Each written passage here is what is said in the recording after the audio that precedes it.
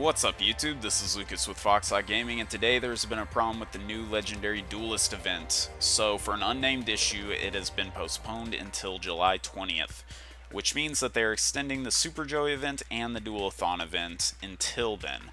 So if you have not picked up your Red Eyes Insight yet, now's the time to do so. The biggest news for today, however, is the limited list and the skill balance implementation. Restructor Revolution is our first limited card. Konami seems to be hammering down and saying that Taburn may not be dominant, however, even with the best hands, you shouldn't be able to kill your opponent with zero chance for interaction. That is pretty much what this says, so they want to put their foot in the ground. It looks like they're making a policy about that, and I think it's going to be received very positively. Next, the skill rebalancing. We've already known about these, however, let's just go over them because today they're actually being implemented. So, Harpies Hunting Ground is nerfed heavily now. It begins on the top of your deck instead of on the field. So, for a deck that has been very relevant since the dawn of this game, it's gone in and out of dominance, however, it has always been a pillar of the format. No more. What has made it good is now a net zero card advantage.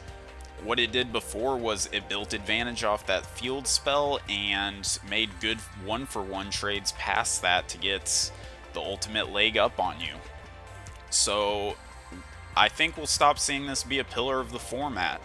Decks are not going to be as scared to rely heavily on back row anymore, even when they're not running Harpies hate cards. So, was Harpies powerful enough to nerf it this hard? I don't think so. However, their reasoning seems to be that compared to other skills, Harpy Hunting Ground is just a little bit too high, and after looking between Umi and Yami compared to Harpies Hunting Ground, it's very obvious to see that Harpies Hunting Ground has a slant in the balance design. So Konami looks like they're making a policy on skill power level here. Parasite Infestation, this looks like a nerf similar to Restructor's Revolution in that they don't want RNG burn and uninteractivity to be too strong, so they're limiting the chance of getting multiple parasites per game here. You can no longer get 3 in the opponent's deck, making the maximum 2, so it seems like they have a very clear policy about uninteractivity. They still allow a significant amount when the RNG is favored in the Weevil player's favor, however, less consistent to make them both take a Jade Insect Whistle and naturally draw a Parasite.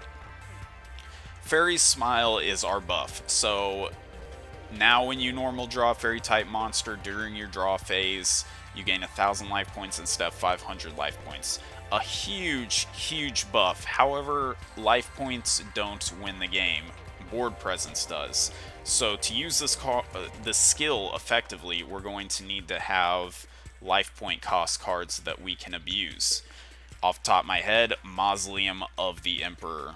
This seems like the most obvious use for Fairy's Smile. It fits very nicely into the Court of Justice Guardian Joanne deck. So I expect to see this on the ladder. Do I expect it to be dominant? Probably not, but it cheats high-level monsters into play and gains a lot of life points. That seems like it's going to be favored by a significant player base, if not just to test it out. It also gets more powerful as we get more life point cost cards, so that is worth noting. Niche skill, but could be powerful with the right combos. Now, 3-star emotion nerf. Here's what a lot of players are likely looking forward to or not looking forward to. So now it costs 3,000 life points to play the 3-star emotion skill. Huge nerf. Now you can't Supremacy Berry and use the skill immediately again. You have to gain more life points. So 7-star spam seems like it is coming to an end. Konami wants to make the decks that are able to use this the ones that function semi-reliably without the skill.